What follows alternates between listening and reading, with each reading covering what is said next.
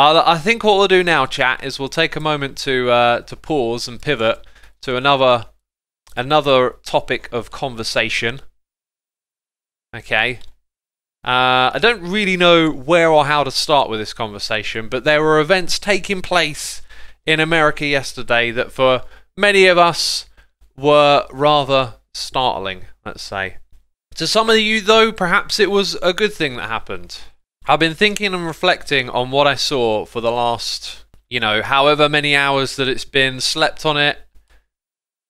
And I've come to this, and I feel like it's what I've said time and time again, right?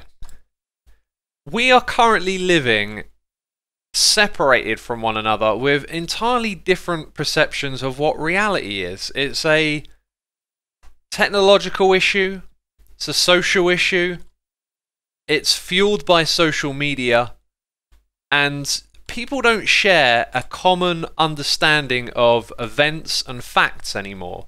We don't have the same realities. Now, notice that I'm not saying one side doesn't have that. I'm saying both. I think this is something that affects both sides and stops people from communicating with one another. We are all entitled to have different opinions and views on the world from one another, but what I think is really important is that we don't lose sight of the fact that we're neighbours, that we coexist on this world together, and that we're not enemies, and we shouldn't be so pitted against each other, which is where we've ended up for whatever you think the reasons are. And we need to find a way to communicate with one another, and that it's just not happening. It's just not happening. So I could comment on the nature of the events, how I perceive them, how I perceive they're going to be different, but you'll probably already have your own opinion on that, right? You'll have your own take on what you saw and how it fits into your own worldview. I'm saying I've got a worldview and it fits into mine. But there is just a lack of ability to communicate from one side to the other. So my experience yesterday was learning about it through Twitter, but my Twitter connects me to a left-leaning Twitter. And I've seen like studies and visual representations of connectivity on Twitter based on political bias. And it is like a cloud of red on one side and a cloud of blue on the other, and hardly anything in the middle. This means when you see the events unfolding on Twitter, people sharing videos and pictures, because this is how news gets, shared and transcribed, you're just seeing the take on it. We're obviously seeing the same things, but it also comes with the take, the what does this mean? And you don't get exposed to other people's perception on that. And I was watching a lot of news from like The Independent, the BBC, The Sun, some of the American ones as well, all sort of broadcasting this similar narrative around what's happened. And so then I go out of my way to find some other leaning stuff, like Breitbart was one of them, and it was totally different what we was experiencing looking at the other news source. And it just reinforced the fact that, yeah, these events happen, and then there are totally different ways of seeing them.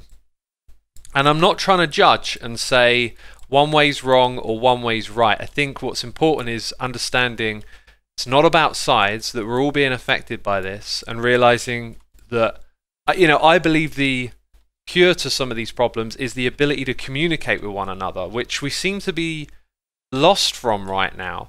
When we communicate with one another, we see our humanity, we get to understand perspectives, we can discuss ideas and see how other people see things differently from us, and that can all be done in a civil way. And you can agree to disagree. But this is perpetuating this tribalism that doesn't make it like that. It makes it awfully aggressive and emotionally fueled. People are furious and angry about everything that's happening, and maybe they should be, but that fury and anger just is a wall between making any progress from our current position to a better one.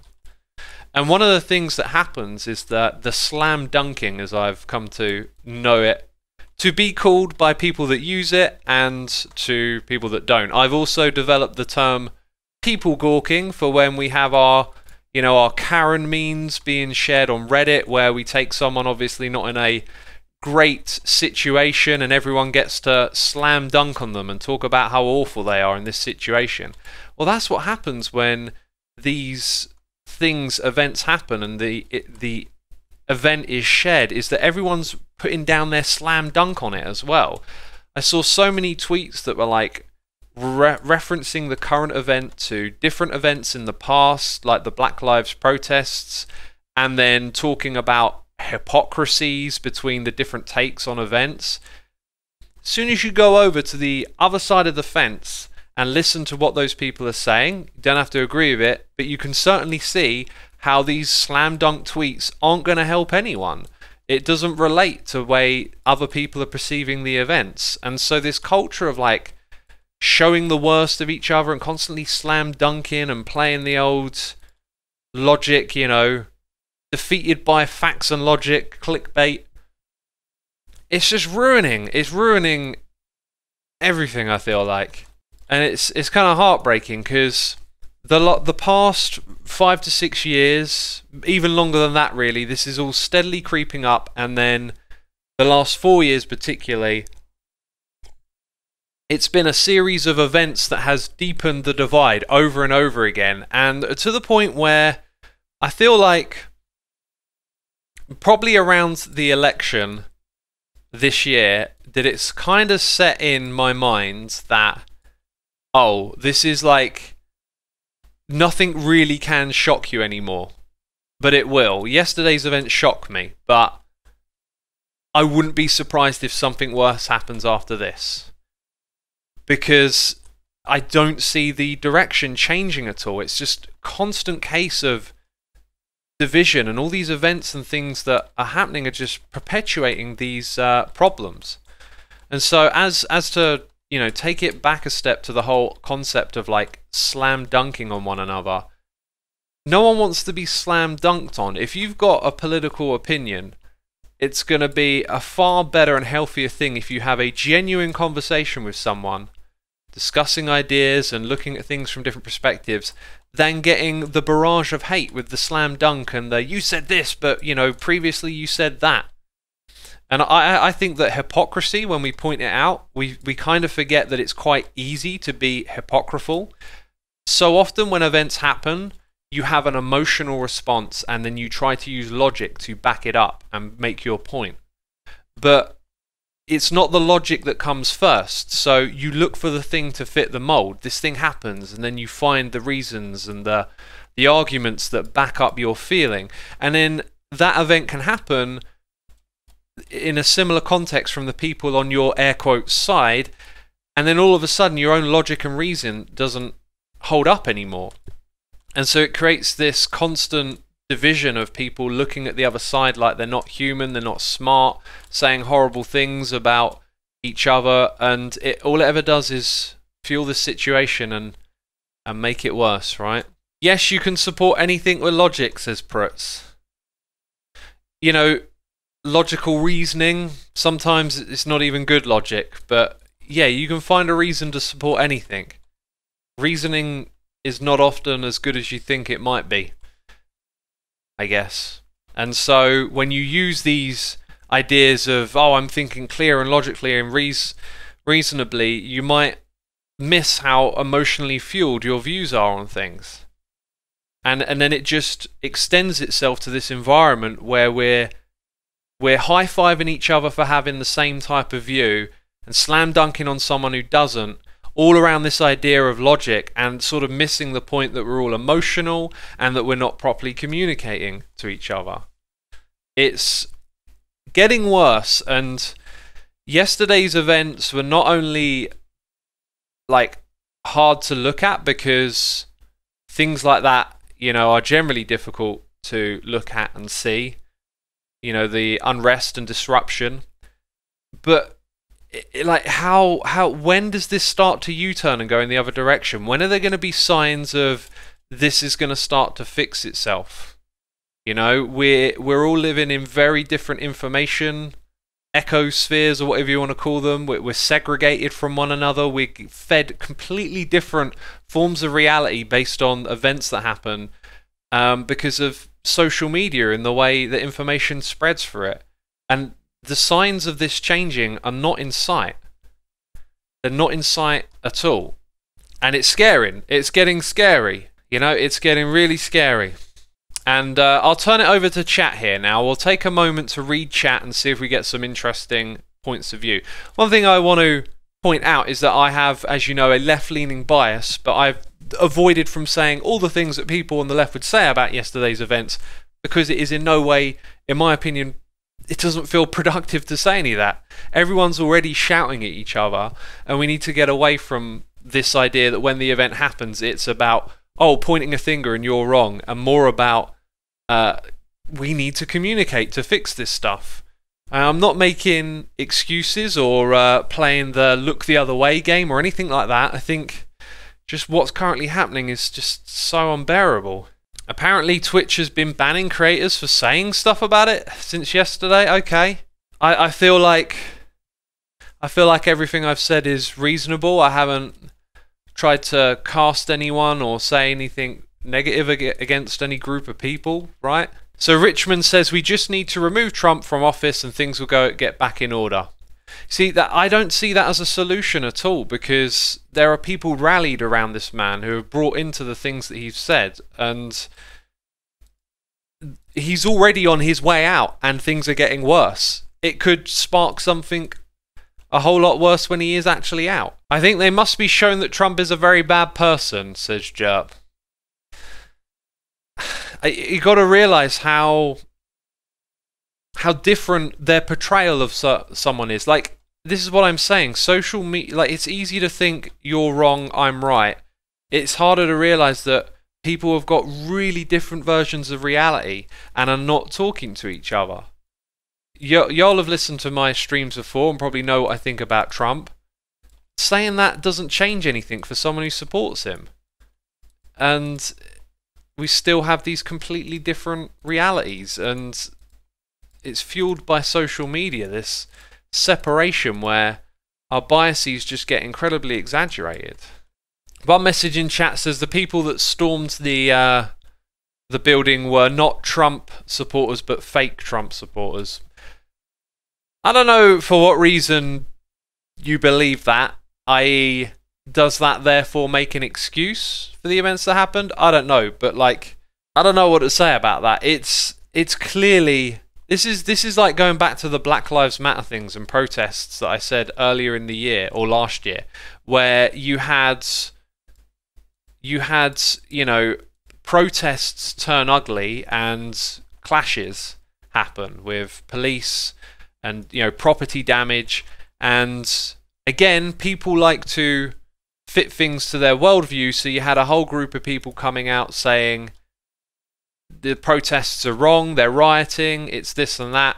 And what I said at the time is like, yeah, a whole bunch of people can go to a protest, to a cause, to a rally like they did yesterday, and some people can step over the line and do things that we don't agree with, like use violence, or storm the Capitol building, which I don't agree with.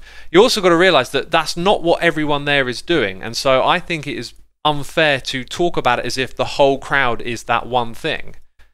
There are obviously a lot of people clearly involved in this, which is alarming and kind of scary, but it's better to be more particular, because then it's going to be very easy to paint a brushstroke with a statement you're saying. Again, this happens on Twitter in the form of slam dunking, where you take the whole camp of the other side and you paint them all as that one thing. I bet you there were probably thousands and thousands of people there, I don't know what the total number is, maybe hundreds of thousands, that didn't participate in the part where the line was crossed, right? The line is probably where the barricades are. When people started pushing them back and fighting the police and making their way into the building, those people are crossing a line. There may be people there that chose not to participate in that activity, yet you'll end up painting them in the same stroke, and it all just feeds into this whole nature of event happens and then everyone's shaping it into their worldview. It's really dangerous, because it just keeps pushing people further and further apart. The so-called 1%, every group has the extreme, says DRC. Yeah, and the amount of people was kind of alarming as well. I'm not trying to downplay How many people there were or not, I haven't looked into it, studied video, tried to get accurate assessment. It's just the nature of seeing those kind of events, right? Like if you're watching protests in a street and the only source of camera footage you've got is feet on the ground filming over the tops of people's heads as to trying to show you what's happening further down the road, that doesn't give you as clear a picture as a helicopter flying over the top of the building in the sky, right? So trying to discuss particulars ends up just feeding into, you know, the sort of proportionalism that means people bicker and fight over what's acceptable or not, because everyone, again, just gets pushed back into their camp, their side. That's why discussing this stuff is super tricky, because it so quickly just turns into whose side are you on and what you're trying to say. And it's just really disheartening. Yesterday was just another day going in the wrong direction. That's the way I saw it. Another day where things don't go too well, because it just fuels the problem. The environment we have is just, things like this just fuel it and make it worse, you know. I don't know what to say. The Earth still has a lot of uneducated people making social media very powerful, says Patika. Yeah, that's another point to point out as well, is ignorance and lack of knowledge on things. There are a lot of people that speak out on Twitter about things they don't know about. Some of you will say to me, I don't know what I'm talking about. Sometimes that's said just because you disagree with someone. Oh, you don't know what you're talking about. I always try to put my ignorances forward, right? And of all the things I've said today, hopefully I've highlighted that it's about the ignorance. It's about not talking to each other. It's about perceiving things differently to fit your world narrative. Those are all ideas. I'm not saying this is what happened at the event. I'm saying this is how the event gets perceived. So one's own ignorance to different forms of idea and, you know, different lines of reasoning, they shape that. People should not be stuck to their current beliefs till the end of their lives. They should be able to change their opinion on a subject provided someone persuades them. This is my view on this topic. There is no wrong or right side. Both of them most of the time have advantages and disadvantages. Peter Games, I am in a very similar camp to you on that one. I think, yeah, you should always be open to change and to better reasoning.